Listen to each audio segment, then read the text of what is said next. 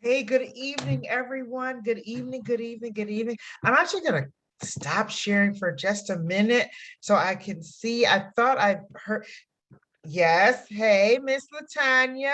I thought I heard some familiar names signing in. I want to make sure I don't miss anyone. Hey, ooh, yes. Okay. I love it, Miss Latanya. Hello to all of you all. I'm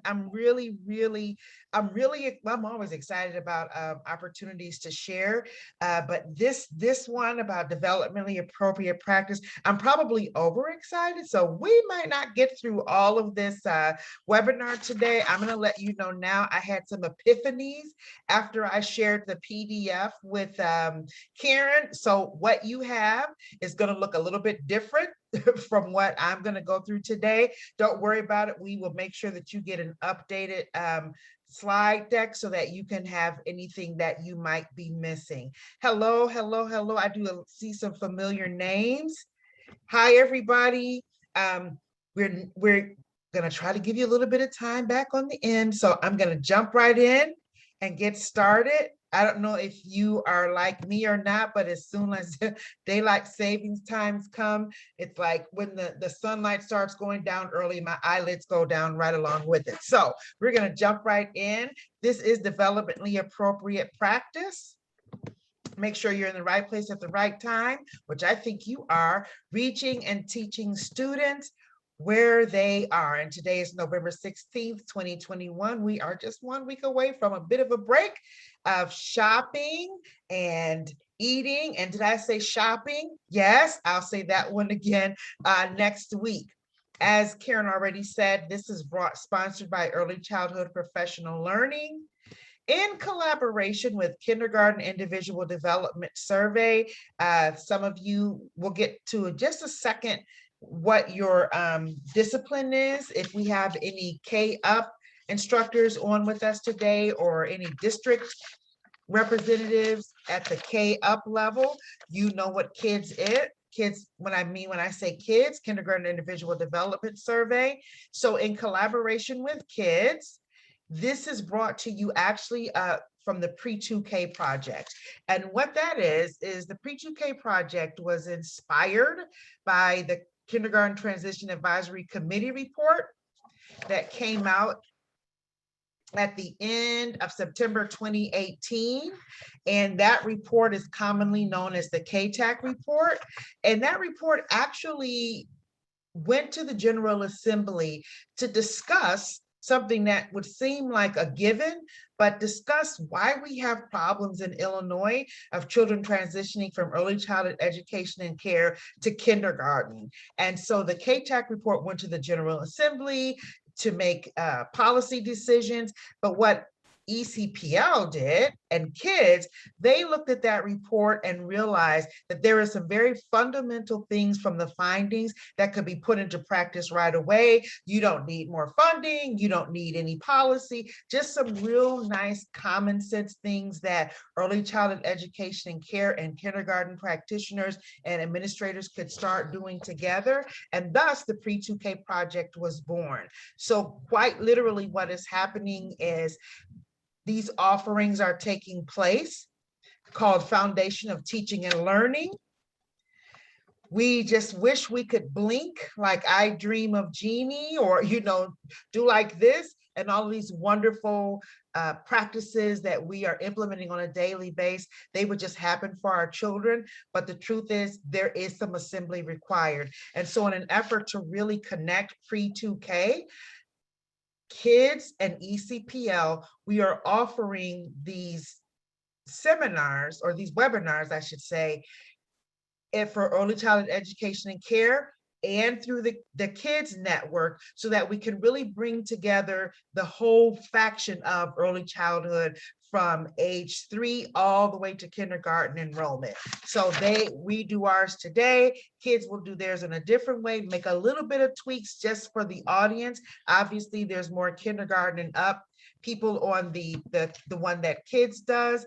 And then usually with ECPL, we have a lot more community-based. So we make a couple of changes, but the content is fundamentally the same. And the hope of that is we'll take the charge very seriously to start doing as the report says, have aligned teaching and learning conversations, aligned assessment and data conversations, and that we really will come together a lot more to strengthen the cross-sector partnerships between the early childhood education and care community and the kindergarten community.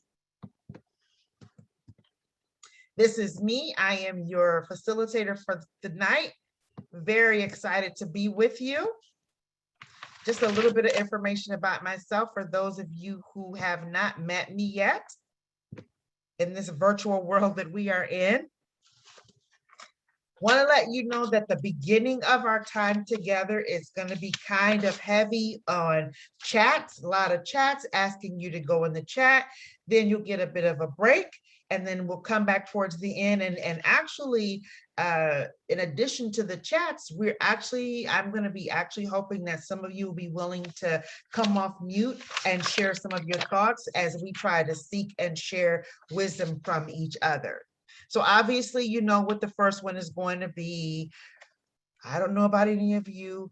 I am an Adele's fan. I sat and watched her whole special on Sunday. It brought me back to her last CD where she started out saying hello. So of course I had to use this pictograph today. And this is just my way of asking you if you would please go into the chat and share what type of program you have. Do you are a district, charter, private? And believe it or not, we've actually had, and I'm so excited about this, some archdiocese programs coming on. So the whole purpose of this is for us to really be the community that we say that we are. And so district, charter, private, community-based, home-based might be. So go ahead in the chat and put that in, and I'll read some of them. And it is being recorded. Yes, I already saw Head Start. Whoop, whoop. I got to go back and find that one. Linda, Pre-K Head Start. Yes, I love it. Leanne, okay, at a hospital child care center. So Leanne, already, look at me, I'm going off script already. Leanne, would you mind coming off mute and sharing a little bit about what you do? This is the first that I've seen this, Karen. I don't know if I'm wrong, but I think this is the first that I'm seeing that we've had a participant hospital child care facility. So Leanne, would you mind sharing a little bit about what you do? Sure, I'm a substitute teacher at the hospital child care center in Peoria, and it's designed for employees, but it is open to the community. And the center I'm at currently can serve up to 160 children, but because of the pandemic and everything else, the numbers are lower and not enough staff and all of that. And I formerly worked as a director at the other hospital child care center. Then I retired, and now I'm just substitute teaching. Yes, that's what education, every time you think you're out, we do what? Pull you back in, so to speak. That I welcome. And I love that, you know, we said our hospitals are essential. You can't really come to work and do the job that they need to do with worrying about their children. So I hope that you will just continue to join us for this entire series, and just thank you so much for sharing. Emily, special ed. So already, you know, I don't have favorites, but I kind of do have favorites because I love special ed. So all my special ed people in the house, woo, practitioners of special ed. I see a lot of community-based childcare facilities. Linda Fogerson, I hope I said your last name right. Pre-K Head Start. Okay, Heather Treby, if I said that right, would you mind sharing the private preschool that you are with?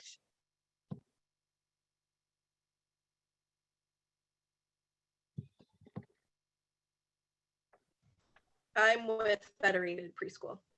Say it again. Federated Preschool in Sycamore. Very nice, thank you. And Melissa Switchtenberg said she is, look at this, and Bobby, private, yes, Katrina, yeah, you know what, we've been partnering with Illinois AEYC to ask them to help spread the word of all of these professional learning opportunities, because we really, really wanted to make sure that we are reaching out to our community-based programs and private programs. So this is very, very exciting. I'm going to definitely report back to them and let them know we think it's working. So I'm going to real quick ask Melissa, if you wouldn't mind sharing Bobby and Katrina all said private facilities. Yes, I'm at Federated Preschool also in Sycamore. Hi, I'm Bobby. I'm the director at Federated Preschool, and I've got 3 other teachers in this class. Woo, Federated in the house. Woo, woo. Thank you. Thank you so much for joining. I love that. Wow. And thank you for joining as a team, because there's going to be a lot that we'll be talking about today, talking about that teamwork piece. And then lastly, before I move on, I don't want to miss anybody, but I also want to be mindful of time, especially since I said, we'll try to give you some time back at the end. So I don't want to get too caught up at the beginning, but Illinois State University Child Care Center, Corey. My daughter was an adjunct at ISU up until this past summer. She left there and now she is getting her PhD in early childhood curriculum instruction from the University of Illinois. So we love our university partners. And actually there's a piece of the developmentally appropriate practice that talks about higher ed partnerships. So I'm going to ask you and then Jamie Knapp from Home Visiting, if you would share a little bit about ISU's programming, and then Jamie, if you would share a little bit about what you do. Yeah, so I am the one from ISU at the Child Care Center, and we are part of the Family and Consumer Science program. So we have a pre-K program that's for faculties, children, and student children. And we basically, the team teachers were there to just make sure that we have developmentally appropriate practices for the preschool program. And we let Family Consumer Science come in, students as a lab school for a child development practicum, and they get to do activities with our kids. And then we, again, assess on how age appropriate they are and give them tips on how to, better prepare themselves for the child care future. Thank you. Thank you so much for sharing that. I have to tell my daughter Angelica that somebody from ISU was on today. Yes, and awesome. Then Jamie, Home Visiting. Hi, so yeah, I work at Carl Foundation Hospital in Champaign under a department called Healthy Beginnings, where we actually follow, so pretty much you would get a personal nurse, prenatal to the child being 2 years old, and in that program, in that program it includes an early childhood department. And so I'm in the early childhood department, where we would go into these homes of these parents and help their children, whether they need a referral or they just need activities in home, and try and get them on the right path to preschool readiness. Thank you so much for sharing. Believe it or not, my first job went out of U of I was working for Carl Hospital. I worked for Carl Hospital, loved it, really, really enjoyed working there. A whole different division, but that was actually the first job I had from U of I. So there you have it. We're all really a big, happy family. Thank you all so much for sharing. My next question I'm going to ask you, if you would put in the chat, and some of you kind of did already, but are you an administrator, consultant? If you're a teacher, are you pre-K, K? And I just want to remind everyone, this is the heavy part of you dropping in the chat to share a little bit with me, family specialist. Also, are you a family member or a guardian? That could be DCFS guardian. If that, also please put that in the chat as well, so we know your current role.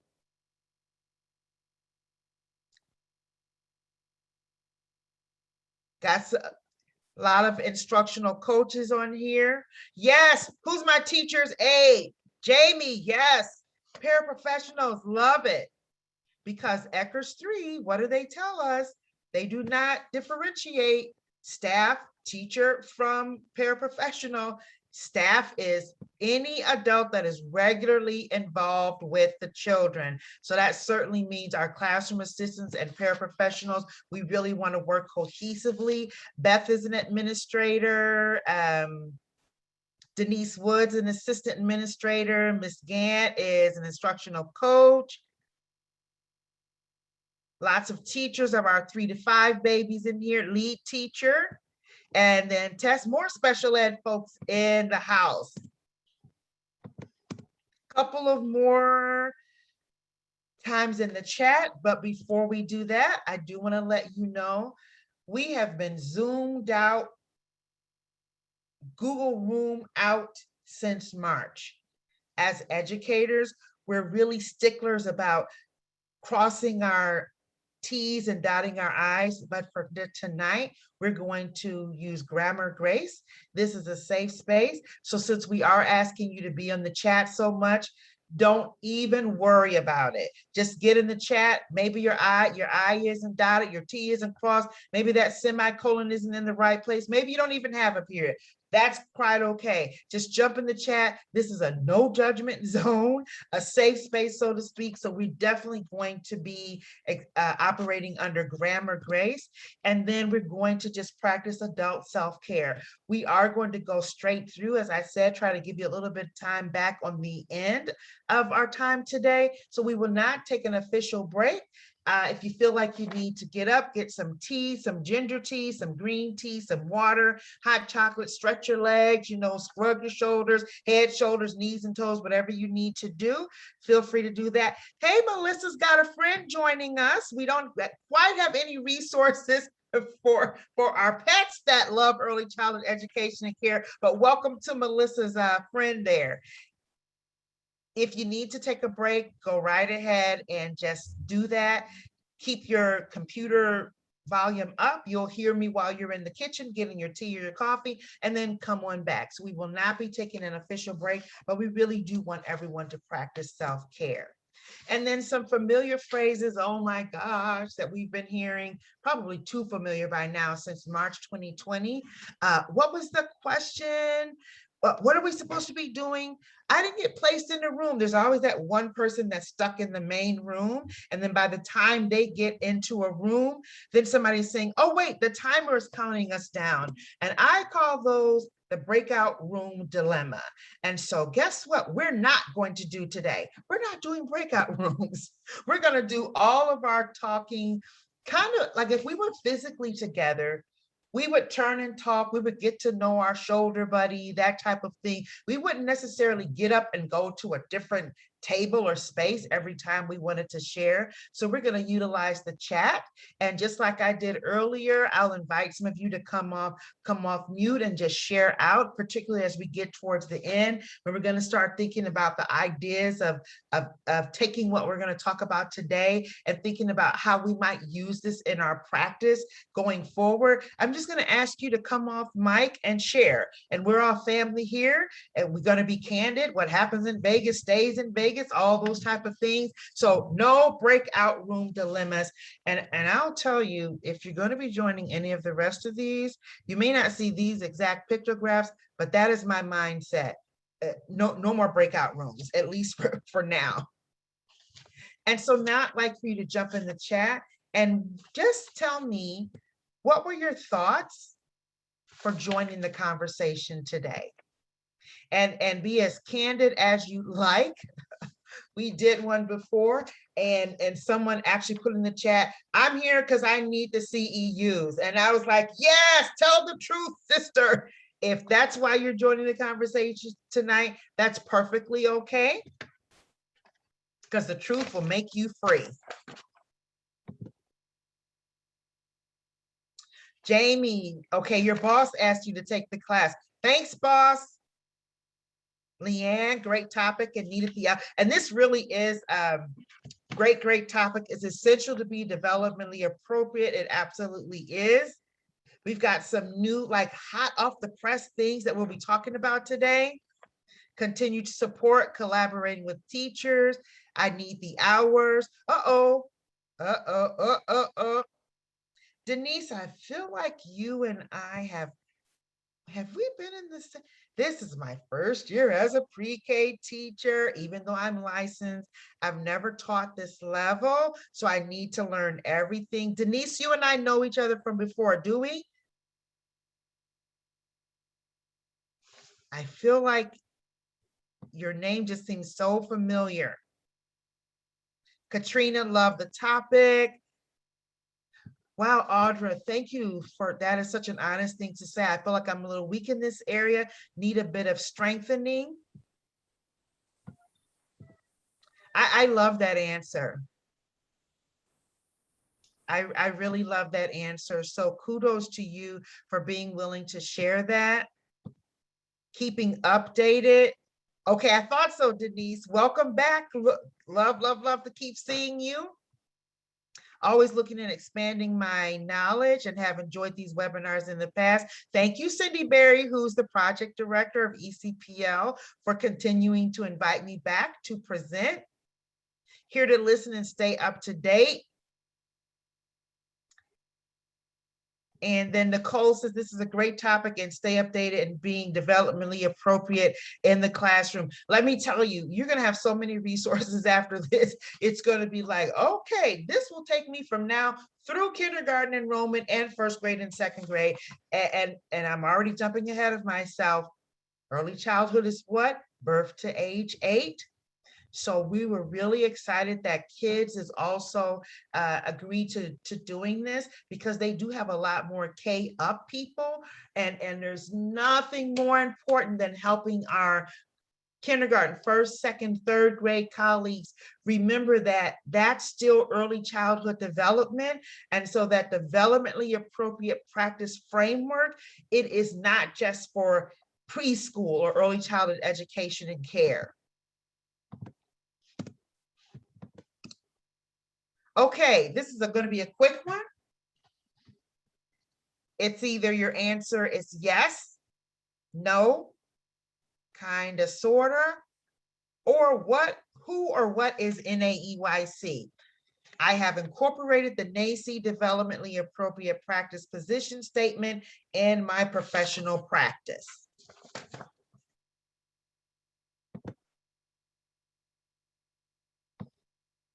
And you can go ahead and put that in the chat.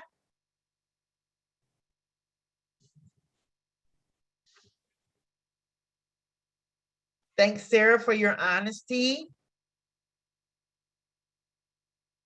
Denise, have heard of NAEYC because we were talking about that before. And we can always, you know, NAEYC does have a subdivision chapter here in Illinois. Obviously, it's known as Illinois AEYC. So we can certainly share information about being on the lookout of things that come from Illinois AEYC and then consider joining. No, but want to. Thanks, Bobby. I'm not familiar with the statement off the top of my head. Kelly, Kelly's in that kind of sort of range there. Thanks for sharing, Kelly. And hopefully after today, you know, the time goes by so fast, we don't have that opportunity to do a deep dive, which could really take us a day. We could, especially this new paper that NAEYC has, we could literally take a day, deep dive, break it down, and then build it back up and create a plan for how you would implement this. We don't have time to do that in a 90-minute period, but what this is meant to do is just to kind of give you some contextual knowledge about DAP as it is with the new statement, and then hopefully inspire you to kind of take those resources and then use them in your own practice. And especially if you are an administrator, use it for in-services with teachers, and you don't have to do everything all in one day. You can certainly chunk it so that you can chew it. Latanya, get out of my IELDS mind, because you already know I have a slide in here about IELDS a little bit later on. Okay, so let's think about the phrase play-based, and we're all early childhood education and care. When we hear the phrase play-based, what are some things that we think of?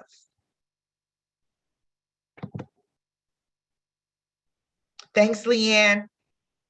Oh, Lindsay, yes, child-led. Children learn the best through play. Center time, when kids learn through play, learning through play. Yes. Create, yes, Latanya, creative curriculum, hands-on learning, learning from each other. Yes, children learning from their own. Look at that one. I gotta go back up to that one. Who is that? Corey, who said that? Children learning from their own choices and experiences. It's child-centered, learning through play, following the children's lead and how they can extend their play. Emily, yeah, absolutely. You know, not to be biblical or anything, but there is a verse that says, you know, the little children will lead them.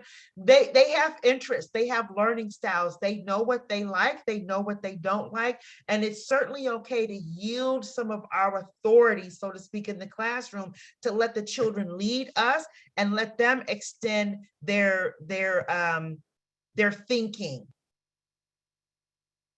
Denise, hold that thought, because you can literally copy and paste that in just a second. Jamie, lots of variety, ability to personalize activities, curriculum based on the children and their needs, spontaneous, authentic, love it. And so jumping ahead, what do we think our colleagues in higher grades think of when they hear or read the phrase play-based curriculum? So what do our colleagues that are in higher grades, kindergarten, first, second, third up, when they hear play-based, what do they think? And one of you already said, we don't have to worry about what they're thinking, because they come right out and tell us it's not real learning, it's not academic, all you do is play. We're playing, not teaching. The children are in daycare. Yeah, who said I set them straight?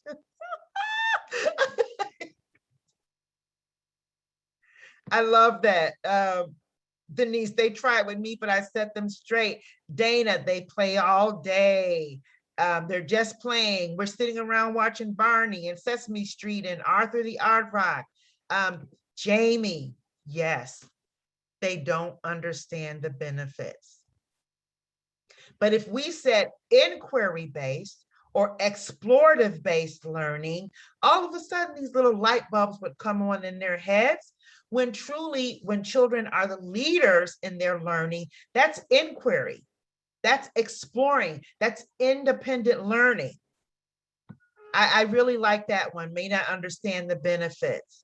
And Linda, we'll pivot right from there. They think we're babysitting. They literally think that it is babysitting, and that we just sit around and do graham crackers and orange juice and milk and all those type of things all day long.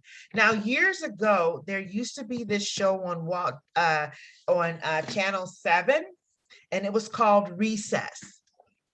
And I know, because I had young children in my house at the time, and it came on Saturday mornings, and they would watch it. And Recess was actually all about a show about young children in elementary school. This is kind of the picture of it. This is how long it was on. And what you see to your right is what their recess was like.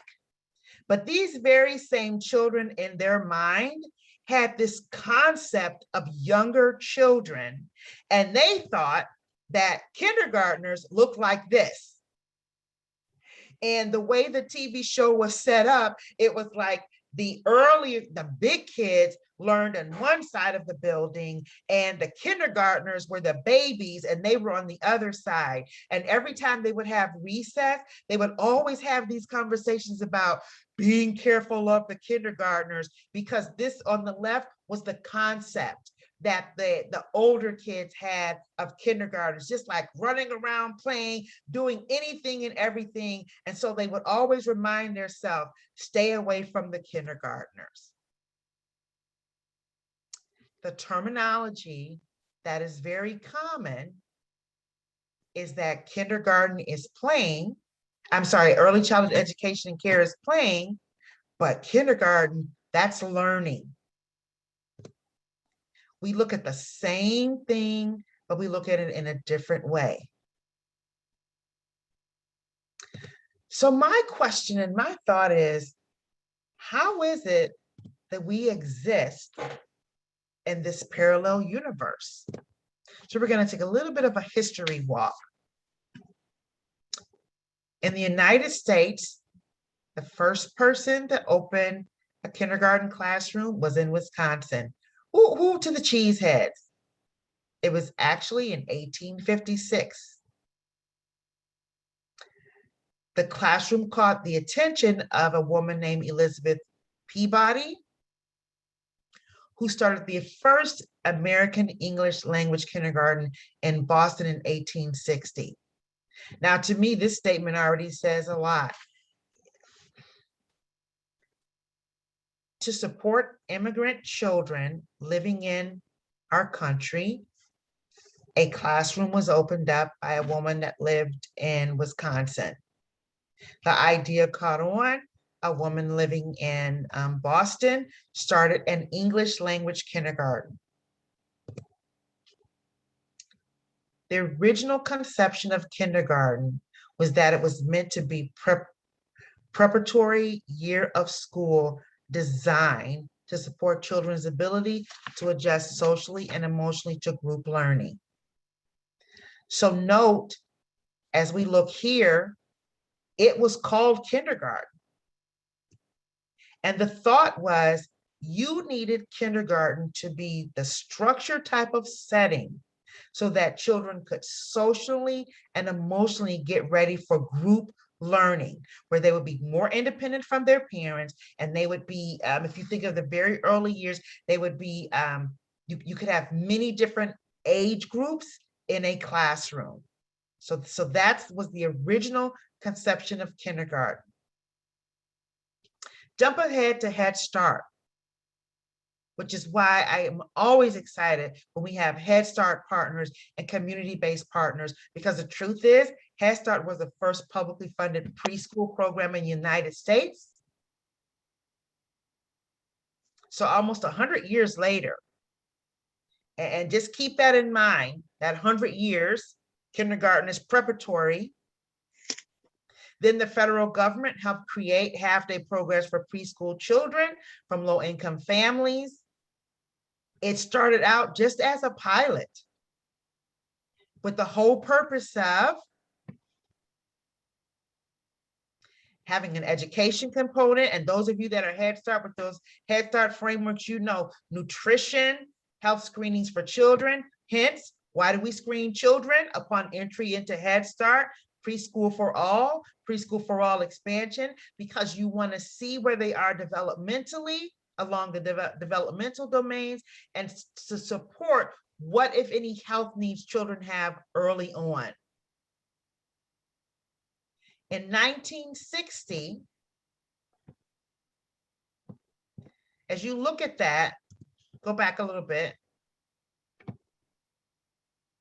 only 10% of the nation's 3- and 4-year-olds were enrolled in any classroom setting, just 10%. But look at what happened over time.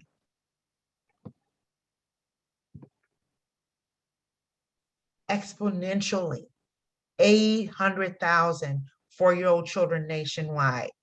And that was just 2005.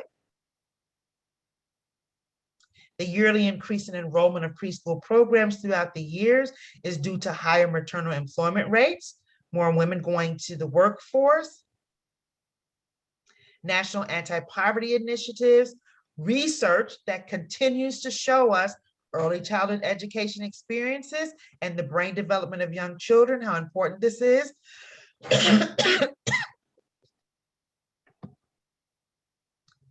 And so attendance has gone up.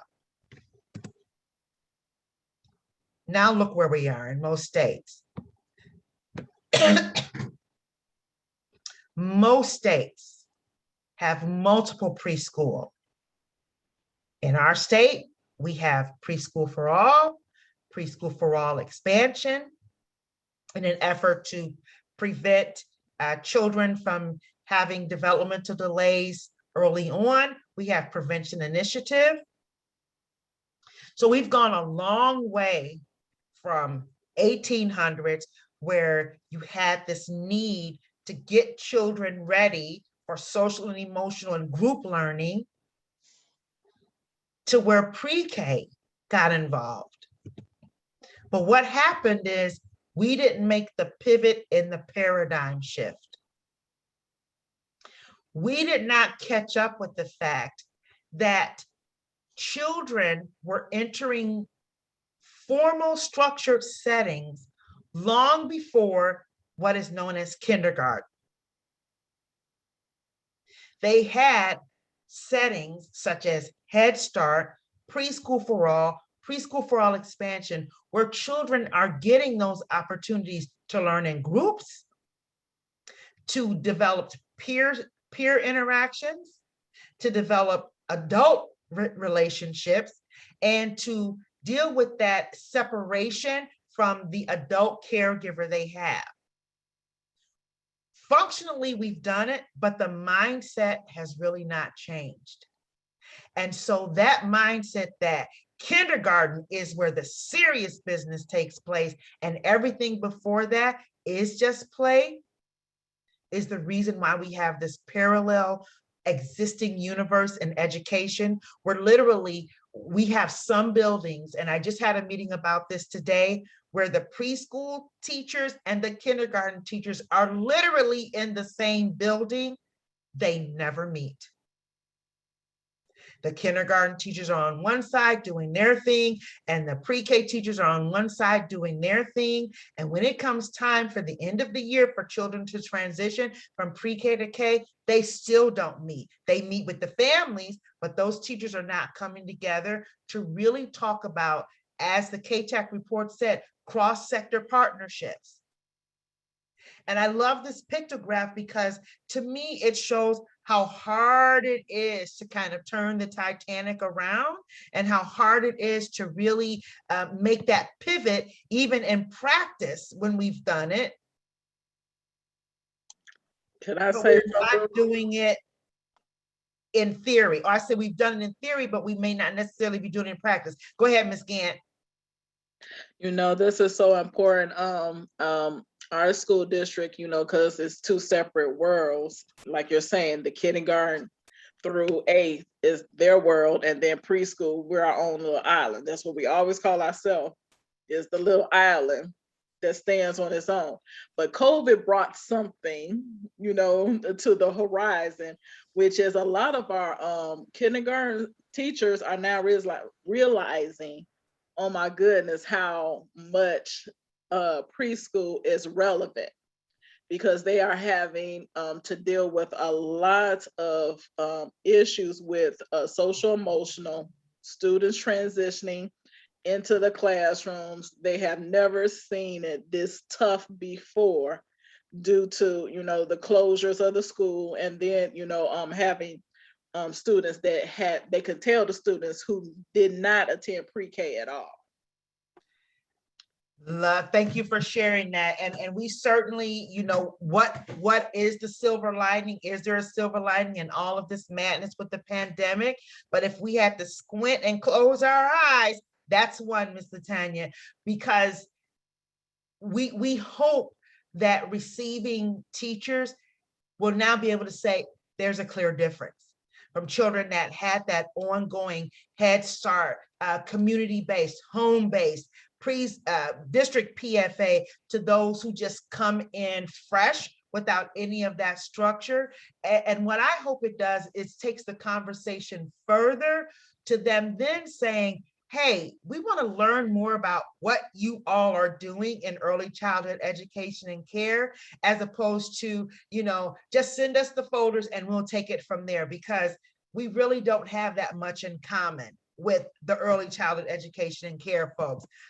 Somebody said, preach, girl, woo! Who said that? Audra. Yeah, a lot of, and Linda, to be honest, for those kindergarten teachers to be responsive to the needs of their children, which we're going to talk about that a little bit in the DAP statement, they almost had to stop and build them up. So multi-tier system of support has this framework where you have this universal practice, and then targeted practices, instructional strategies, and then more intensive. But the truth is, sometimes before you can even get to that universal practice, you've got to build children up to where they can even hear what you're saying. And we know this because years ago, you used to always hear readiness, like writing readiness and reading readiness, all these pre-readiness things. And kindergarten teachers are kind of feeling that this year.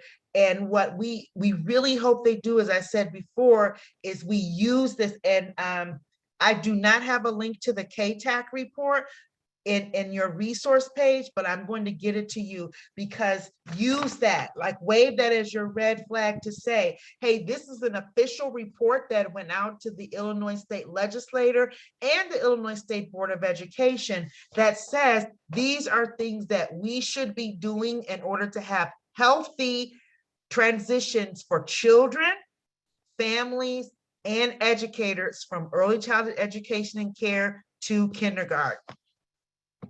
And so the truth is, we have to keep thinking about that, achieving the age of reason. Look what is still happening. 5 to 7, we're still in that cognition shift. So technically, that's second grade, which is why we're pushing, and NAEYC, they do a really good job of saying that early childhood is birth to age 8. It does not stop at, just because children enter kindergarten, it's birth to age 8. Children are still in that plastic state of their cognition all the way up to the ages 5 to 7. And that's for children who are development is typical. If you have children whose development is atypical, it is not 5 to 7. It is much further on. Look at that third bullet point. We call this the achieving the age of reason. Look what all is affected during this time. Understanding personal responsibility, self-direction, logical thinking. This age of reasoning affects development across all of those domains that we see in the Illinois Early Learning and Development Standards, the Illinois Early Learning Guidelines, and the new Illinois Learning Standards for kindergarten. We don't leave anything out to imagination. So we specifically have standards for the physical and health, social, emotional, cognitive, language, math. We didn't leave anything to chance. And children's approaches to learning. Now, for the Kindergarten Individual Development Survey, children's approach to learning, that's one of the things that the survey assesses. Not evaluates, because it's done within that first 40 days of school. So it's not an evaluation like a test, but it is assessing to try to understand where children are when they enter kindergarten, so that kindergarten teachers know how to inform their instructional practices for those children. So very much like when they enter early childhood education and care, we screen. It seems like a checklist for, the Head Start framework or PFA or PFAE, but that screening information is meant to help us pause, halt, look at the children who are coming into our care. They are children we've never seen before, and we can make determinations of what the children will need from us. And then administratively, for all my administrators that are on, you can make the determination of, okay, if these are the children we are receiving, what type of support do my teachers and paraprofessionals need from me in the way of in-services, check-ins and check-out, because our screeners tell us that this is the group of children that we're going to have. For kids, one of the actual domains, and look at this, this is how much I use my standards. I didn't even have to get out of my chair. Here's my little kids book right here. One of the measures, the very first ones, children's approach to learning. So it is more important when we talk about self-regulation. It's not just about children having challenging behavior. All of these things are important in this important age of reasoning. And so who do we need to come to our rescue? Uh-oh, sorry about that. Give me just a second. I got a little too excited there.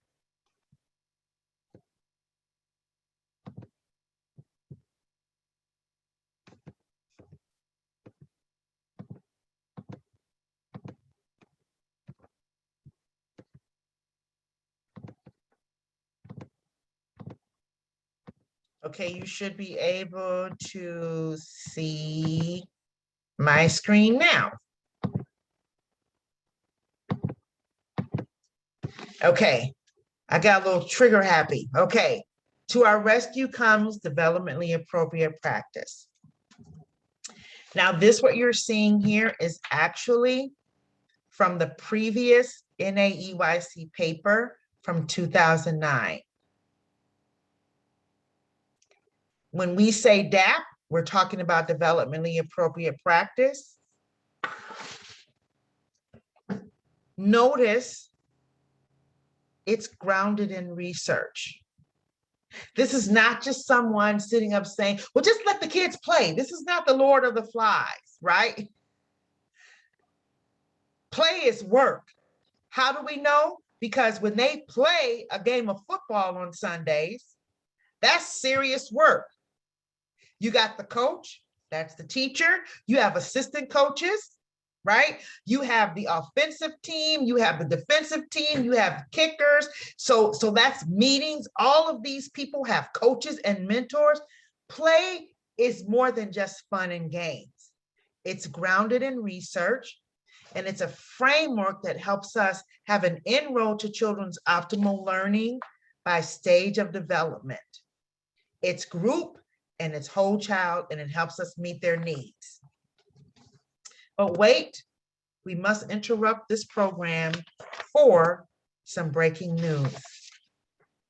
Talking about play, I want to share with you all.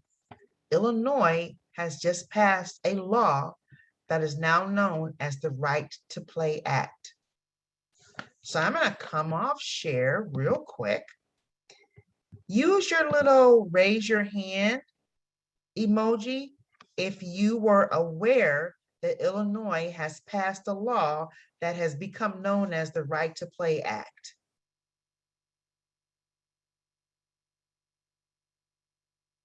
So Leanne, I see one person.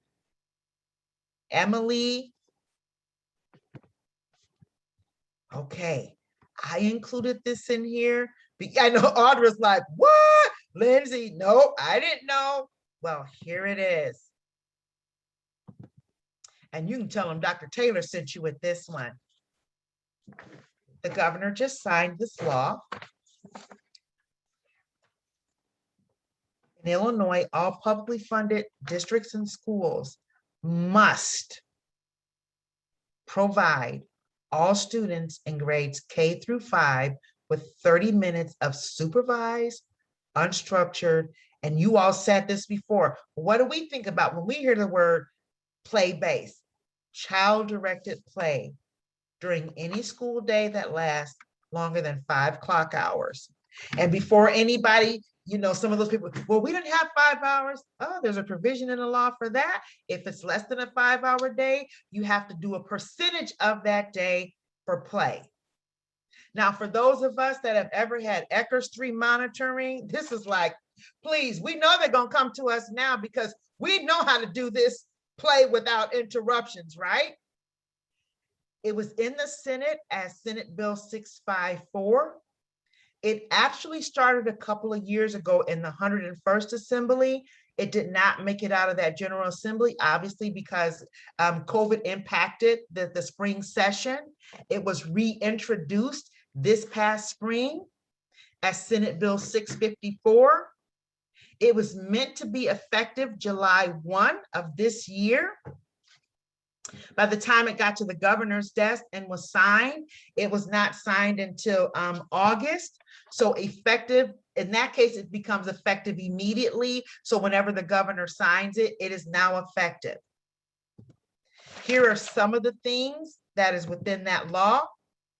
And I know this is a lot of pages, words on a page for, you know, a learning, a webinar. It's a no-no, but I did it anyway because it's important.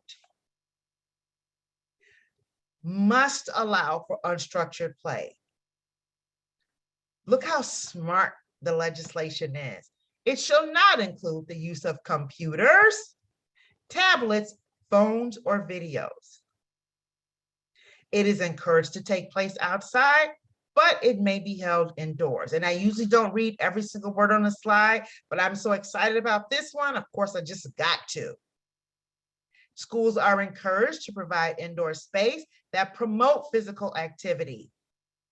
Here's another one of those Eckers 3, time spent dressing or undressing for outdoor play does not count in the 30 minutes.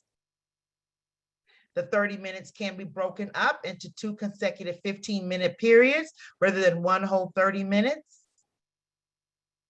Physical education does not count as the confines of the law. So playtime should not count as a course of physical education, and time spent in a course of physical education cannot count towards the allotted time of play. So here they were like, oh, no loopholes. We're going to say it both ways, vice versa. And here's where I just love, for students with disabilities, it is explicitly stated in the law, playtime shall comply with the student's applicable individualized education program or federal section 504 plan. And then the last thing that they put in, no school shall prohibit children from having this play as a disciplinary measure. So for instance, you didn't do your homework, you don't get to have your playtime. You were talking in the line, you can't have your playtime. It cannot be used for disciplinary or punitive action. This is, yes, Karika, where's my little button? I'm with you, so I'm gonna stop sharing again and do my little woohoo, because that is definitely something to be applauded. Now, originally, the goal was for this to be kindergarten through 8th grade and for it to be 1 hour, very similar to what we have in early childhood education and care. But there was a lot of opposition to that. So the very, very wise legislators that were the chief sponsors of this went back to the table, and basically what they said is, well, we're not giving up the bill, so come and compromise with us. And so the compromise was, it went from K8 to K5 and from 60 minutes to 30 minutes. I want to also tell you that the State Board of Education has not publicly made the rules and regulations for what this will ultimately look like available. That has to go through a period, but this law is in effect. And so woohoo, so play is a serious thing, because in Illinois, it is actually a law. And now let me take you back to your regularly scheduled programming. So developmentally appropriate practice comes to the rescue. I'm sharing this with you because initially I showed that little statement from the 2009 statement. NAEYC is very good about looking at their statements and keeping them relevant and revising them. And so actually starting at the end of 2018, they were already looking at some things, really because of Every Student Succeeds Act. That made everybody go back and rethink a lot of position statements. NAEYC, DEC did, Learning Forward did, because you got to up the game, because Every Student Succeeds Act was the new federal law.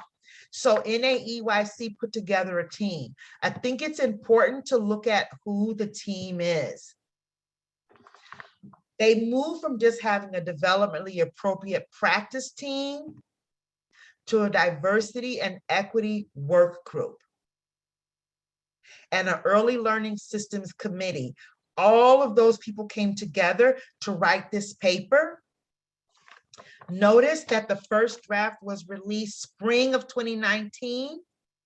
And I'm sharing this with you because there's been a lot of reaction to a lot of things that happened due to the pandemic.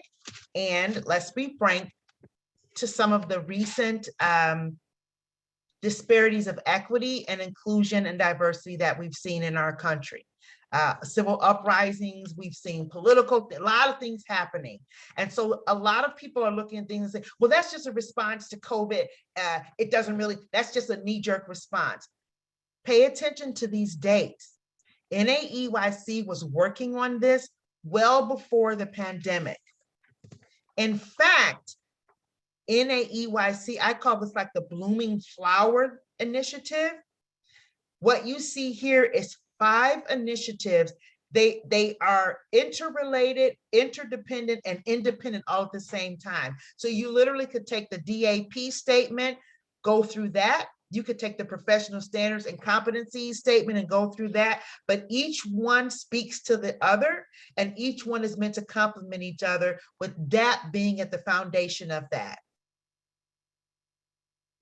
And we do have a resource for that as well, what this whole blooming flower is.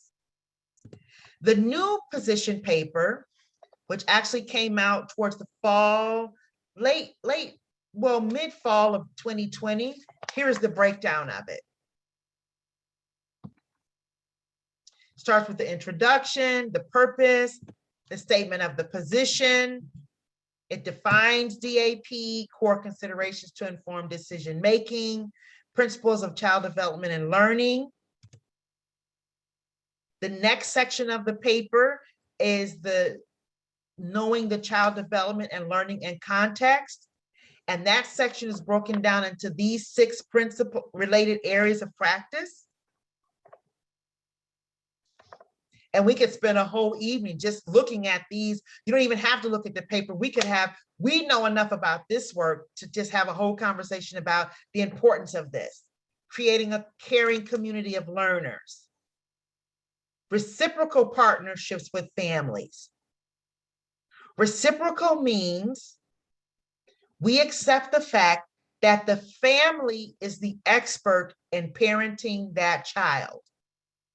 Whether it is a child that's in care, so it may be a foster child that's in care under DCFS, whether it is Big Mama, Abuela, Papi, whether it is 2 dads, 2 moms, whether the parent is Miss 14-year-old.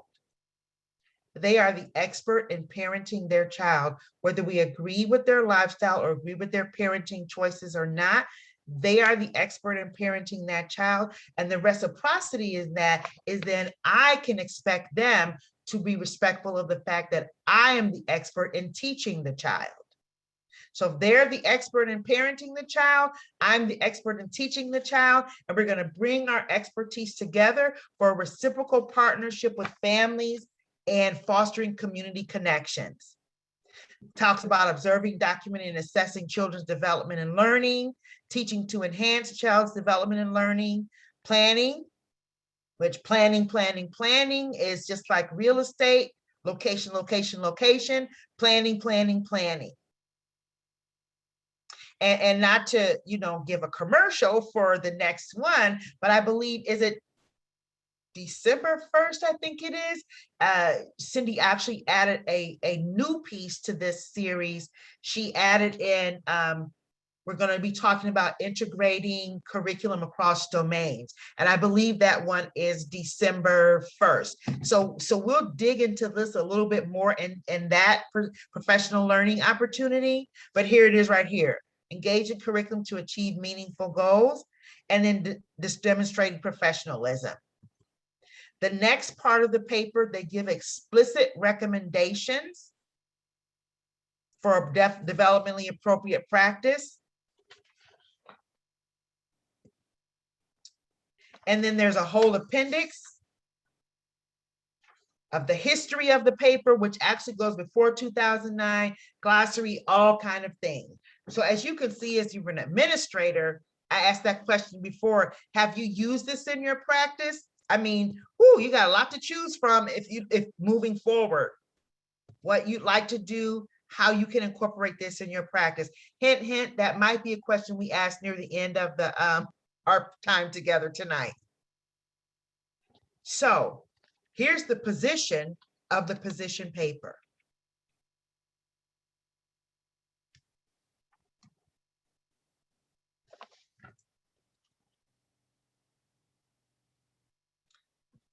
As you read their position on the position paper, what phrase or word jumps out at you? Put that in the chat.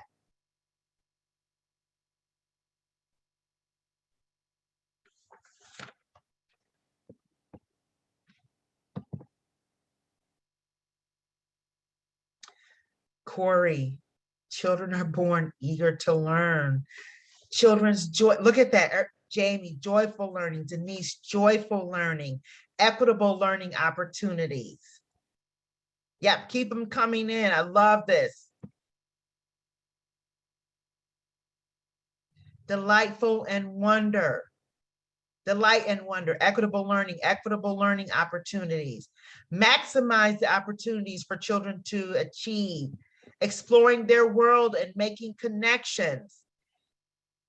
Each and every, like that's the one that got me. Each and every, well, wait a minute, who's each and every? Each and every, like that's literally the statement, each and every child. And we want to fully support their optimal development. I really love the fact that NAEYC explicitly said centers, family child care homes, schools. Because if we're honest, sometimes district programs and community-based programs do not play nice with each other. And the reason how I know that is because during COVID, Cindy asked me to put together, we did a whole series on the virtual road to kindergarten because it was March and children had to prepare to transition to kindergarten. So we just thought we were gonna offer it once. The demand for it was so high, we actually ended up offering it like 5 times between April and June. And every single one of them, community-based people were saying, no one is talking to us. We're trying to reach out to our districts that are around us to let them know we have children coming and they're not talking back, they're not responding.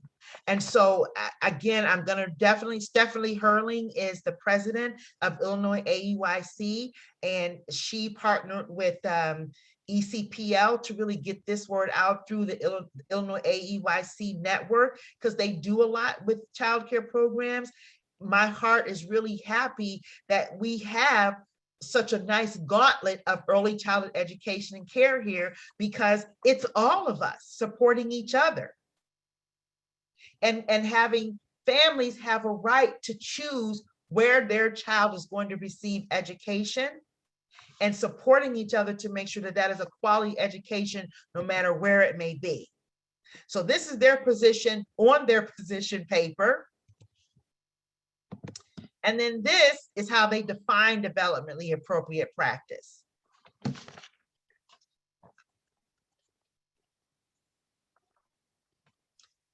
Notice here, it's asset-based.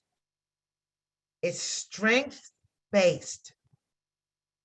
We try to see children do their strengths. We try to see them through their assets. And we use that as an inroad to reach where they are struggling. I don't know about you, but as I look at this position paper and I see this, and then they go on to define it even more. There's that word strength again, building on each child's strength. Taking care not to harm any aspect of any child's physical, cognitive, social, or emotional well-being. And I love that they spelled that out. They didn't, the truth is, social, emotional, those are the wounds that you don't always see. Thanks, Beth. Thanks so much. So you think of cognitive harm, social, emotional harm. It's not just the physical. Then it goes on to give us some more thoughts. Bringing in that culturally, linguistic, and ability appropriate. So already right there, they're letting us know ability appropriate. That is just not disability. What about children who are advanced in their ability? Children who are twice exceptional? Children who are multilingual learners? And again, this culturally piece here, this is not a response to, the theme of the day, or we got to do something because of COVID. NAEYC was thinking about this long before we got to that moment. So we can take heart in saying, this is not a knee-jerk reaction to anything. It truly is evidence-based. And so I would like to say, as we look at all that work, just from even talking about the position statement, we can just say, oop, developmentally appropriate practice is not a synonym for play-based practice. When you think of play-based curriculum, it's not a synonym for developmentally appropriate practice. And that's a big part of that pivot you saw from that, that pictograph, trying to get many of our kindergarten colleagues and most of our administrators and superintendents to understand when you hear the word developmentally appropriate practice, don't start plugging up your ear, la, la, la, la, la, la, la. I don't want to hear that. That just means you're going to talk about play-based curriculum. No, I mean, to me, this is a lot of work. So developmentally appropriate practice is not a synonym for play-based practice. We want to make that shift and get that seed planted into our colleagues in higher grades. Now, real quick, we're going to go just through this, not deeply, but I chose this one. There's so many to choose from, but I chose this one because, again, I like that they're explicitly saying, hey, if you are a school, a family child care home, a community-based program, or any other program setting, private, you're in a hospital and it's a child care there, wherever you are, these are recommendations for you. And so here are some of them. They didn't put this in the statement, but Dr. Taylor did, that highlight, because we know that sometimes this responsibility falls on educators and paraprofessionals, whether it's a large program or a small program. For some reason, it just does. We would love for it to be leadership led, from superintendents to district administrators to building principals to directors, but sometimes it happens in the grass, so to speak, the grass tops and the grassroots. We're trying to connect. It happens from the field where we are. Support educators' access to professional development. That's why ECPL does all of these, because there are people that not only need the CEUs, but as you all said, I'm always wanting to learn more. That incentivize professional development for administrators. ECPL has partnered with the Illinois Principals Association so that now they offer several administrator academies that are specifically focused on early childhood education and care. And those administrators actually get administrator credit for doing those IPA academies. So sometimes you need the incentive, and that's okay. There's nothing wrong with that. We want that strong relationship between teaching staff and families. I will say here that if you don't know about the Evidence-Based Funding Commission and their report around early childhood education and care funding, I think Illinois is trying to address this through the EBF for early childhood education and care. How many of us know about NAEYC accreditation or NAC accreditation? Those accreditations and monitoring is not just to make us crazy, it's really to make us continue to reflect on our practices and make sure that when we start off high quality, we stay there.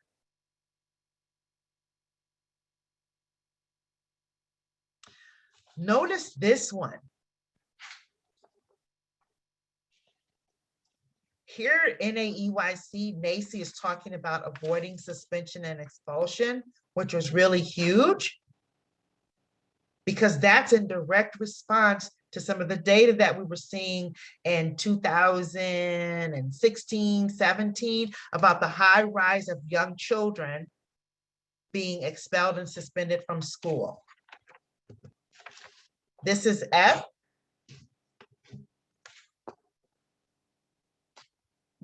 My poetic license, Dr. Taylor put in. This is where I was telling Ms. Gant to get out of my thought process. Your curriculum is implemented through the lens of the state standards. NACE didn't say that, Dr. Taylor, I did. So you ensure that your curriculum is implemented through your Illinois Early Learning Guidelines, birth to 36 months old, Illinois Early Learning and Development Standards, which is age 3 to kindergarten enrollment. And then the new Illinois Learning Standards starts at kindergarten up. For those of my colleagues who are Head Start, your Head Start framework, let me tell you, Head Start, yeah, they are. You can really do a whole professional in-service about those standards for sure. Understanding them, breaking them down, you know, what's the observable activity that you want to teach for children, which helps us understand when we are observing children to assess for whether it's my teaching strategies, work sampling system, DRDP, early learning scale, or core. You want to, as you learn to teach the standards, you learn to look for the observable activity or performance of children so that you can easily anecdote. And that is, again, that's not one of those clap really hard and Tinkerbell will come back to life, children. You got to put some work in there. But if you upload it at the front, it gets easier and easier to do because it becomes your embedded piece of work. It becomes very, very authentic. So in the chat, I'd like for you to just share, what do you think they mean when they say unique needs? Because it says that supports educators in making adaptations to meet the unique interests and unique needs of the children they are serving. What is meant by unique needs?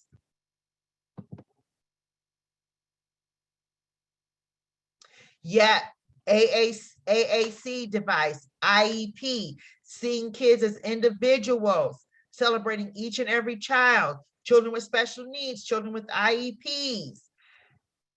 What about students who are multilingual learners? Students who may be experiencing temporary homelessness, right? Students who have parents who are in the justice system. So their mother or their father is in jail. Those are unique needs.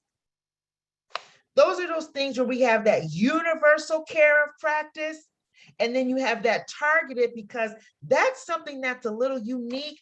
I may have to take this universal practice that I do and then add a layer of targeted support based off of that unique need.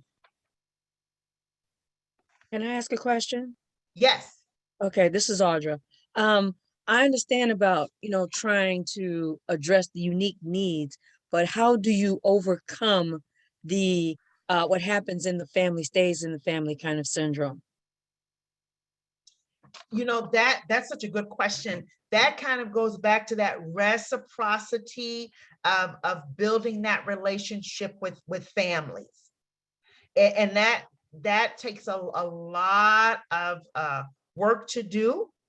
It really, really takes a lot of work to do. PFAE programs is actually built into the compliance for the grant, that they actually have parent specialists who actually do that work. But building that trust relationship with the family to where they can share some of those unique needs they have with you. That's that part of the piece where, I think of things like, I tell people, when you do your orientation packages or opportunities with families, all of those unique things, they should be explicitly stated. So you might say, so if you have any unique needs, and then you want to list it, right? Because representation does matter. So if you're a big mama or a child, a mother, and maybe the father is in prison, or a single father and the mom is in prison, a lot of single dads, so to speak, or like I said, 2 dads, 2 moms, whatever that unique situation may be for some, the more you intentionally list things out, the more people will kind of believe like, okay, this might be a safe space for me to share this. Ms. Gant talked about people who've lost loved ones due to COVID, mental health issues. And this is not a facetious statement, but sometimes if there are mental health challenges with the child, there could be some mental health challenges within that family. So very intentionally and generally bringing those things out. And I would also say, do it in such a way where it's not saying, okay, this meeting is going to be for all the people that have kids that have an IEP. You know, the law says that disability is a natural part of the human experience. IDEA, Individuals with Disabilities Education Act, it actually starts out by saying, this congressional body believes and purports that disability is a natural part of the human experience. So if it's a natural part of the human experience, we want to include it in natural environments. We don't want to have, well, this is just going to be for those kids that have family have an IEP. It should be talked about in such a way to where families can see it in an arena where they're not feeling like, as you all were saying before, well, you know, the early childhood education and care, we're our little island over here. And I see Karen just put in the chat that ECPL will have an early childhood mental health consultation registration opening up soon. Woohoo! So I'm so glad you're mentioning that, because we can certainly take that back to Cindy. Be on the lookout for that. And then, okay, trying to get to that point. And thank you all so much for your comments and for sharing in the chat. This is what we are here to do. And just all the things that you all thought of. You know, young children saw family members who may have died. What does that look like for the child? And I love what Jamie shared here. We have a 3-year-old that can read.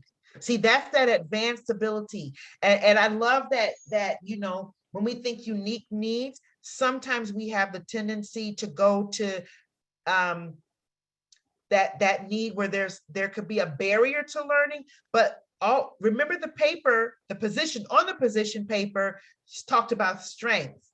So if you've got a 3-year-old that can read, what do? You challenge that child. You get some books that are still chronologically age appropriate, but also developmentally appropriate so that we can build the child up. Ms. Gann, I see your hand is up. Yes, I want to say also that's where those community partnerships come into play as well. So yes, we may have that family that wants to share information with us, because we have had that. And because the mother, she was stating that she was physically abused. She was raped as a child, and she had a mental breakdown. And so we had to rush in to help support not just that mom, but the 2 young children as well, because they were about to be evicted. So having those community partnerships in place help make that transition for not just that mom to get the mental support that she needed, but also the support for those children as well. So, you know, we have to be supporting the whole child. We can't not just focus on that academic process. And when those parents do begin to share, that you have those resources immediately to support that kid.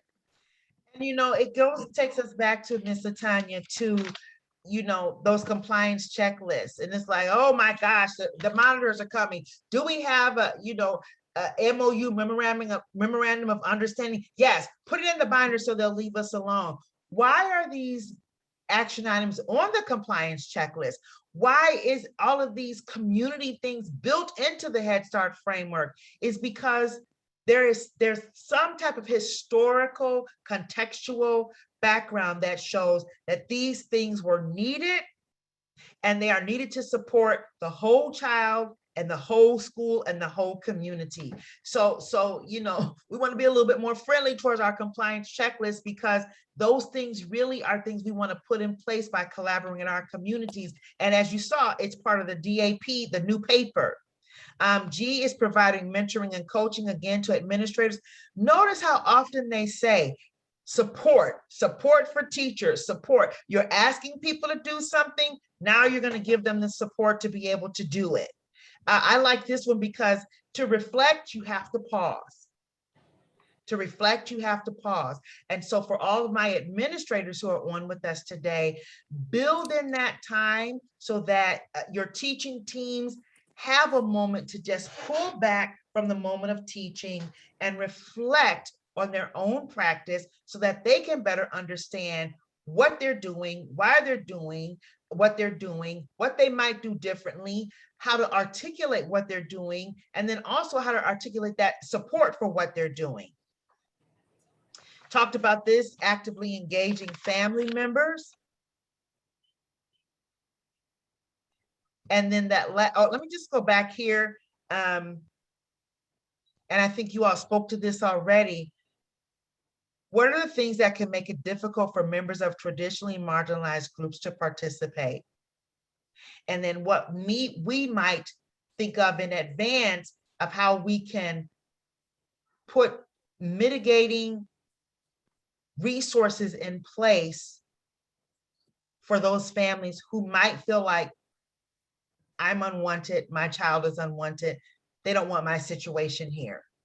And then the last one is, as Ms. Latanya just said, whatever community-based organizations, resources, they don't have this here, but if I were gonna do poetic license, I would say faith-based. Connecting with your faith-based organizations that are in your area. And I'm not promoting any religion over another, but I'm saying that the faith-based community is a largely untapped community that we have and we should be utilizing. So share your aha thoughts in the chat. Of our time together tonight, share your aha thoughts.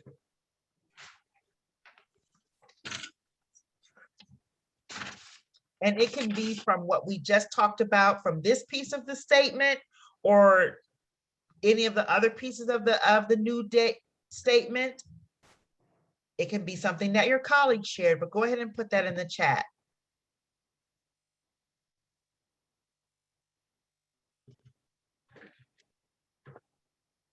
Thanks, Karen, for putting that in there. Oh, Katrina, yes, woohoo. Tell them Dr. Taylor sent you. Yes, Lila. You know, our legislators have a lot to deal with all the time. You know, folks coming in their ears a lot. And that's okay because it is their job to hear constituency and then put laws in practice. They're listening. Sometimes the legislative wheel moves a little bit slower than we'd like. But I mean, Lila, I was like, woo-hoo, I'm gonna put this in all of my webinars. I don't care whether it's about play or not because it's so important.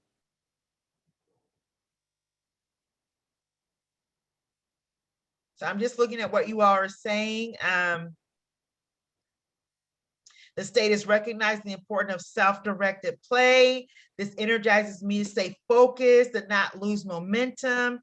Jamie, same thing. Our state is talking about play. Yes, Anissa, there's so much to learn about. And this was just like a little bit, right? There's so much to learn from DAP. You definitely can chunk it and chew it, Audra. I like building relationship bridge between the families and the teachers. Emily, how can I continue to support? Yeah, a lot of you are like that play-based law. Oh, Emily. Well, let me go back up. Where did I lose that? Emily. Oh. You don't have to feel self-conscious about being a teacher. Look at that. We don't have to be self-conscious about being a teacher that lets kids have playtime. Take that, you educators that want to come in and do our teacher evaluations, right? You can articulate it through the developmentally appropriate practice, evidence-based, backed in research statement. And I love that because that the part of the teacher evaluations, which our state is a state that has a law that teachers are evaluated, including early childhood teachers, that pre and post observation, you are articulating your work. And so there's nothing like being able to say, well, there's evidence to show that, and you pull that evidence up through the DAP, through your standards, through your curriculums. I love that one. All our parent literature states we are play-based. It is so important. How to better use DAP. Love it. And then finally, I'm gonna keep my word. It's like 5:26. I'm barely keeping it. But as Karen is closing us out, I'm gonna take us back to where we were at the beginning. What's the whole purpose of all of this? I hope that you'll take your time, in your thoughts, begin to think, how will I use this? Integrate and implement the NAEYC developmentally appropriate practice position statement and my professional practice. Think about that pivot we talked about. So first, it helps us understand, okay, we understand why our K-up colleagues have that, it's deeply embedded in them, that kindergarten is that serious time for learning. It's the root of what started kindergarten. So we understand that, we're okay with it, but we also want to help that pivot to turn to where we can have better conversations about all of this. So as Karen is closing us out, I'm going to just say thank you all so much for your time. These are the resources that you have, because I think it was in the handout. That did not change, but while Karen is talking, I am going to put the resource for the kindergarten, the KTAC report, because I promised you all that I would. So Karen, we are in your hands. Thank you all so much for your time tonight. Have a wonderful upcoming holiday period.